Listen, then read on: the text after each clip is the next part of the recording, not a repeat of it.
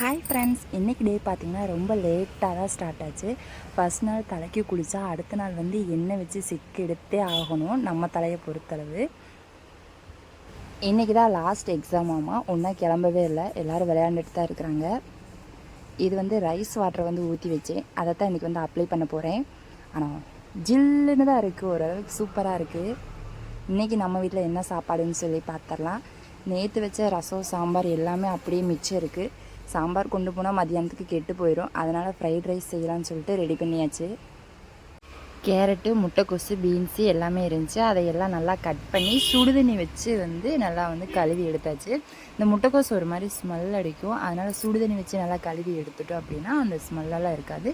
சாப்பாடு வந்து கொஞ்சம் நல்லா டேஸ்ட்டாக இருக்கும். ஃபஸ்ட்டு காயெல்லாம் போட்டு நல்லா வதக்கி விட்டுடலாம். பச்சை மிளகா வந்து இதில் நான் 2 ஆட் பண்ணியிருக்கேன்.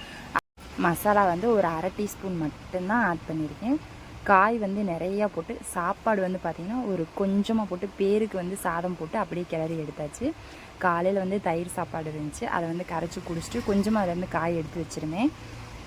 லஞ்சுக்கு வந்து பார்த்திங்கன்னா ஃப்ரைட் ரைஸும் ப்ளைன் ஆம்லெட்டும் வந்து எடுத்துக்கிட்டேன்.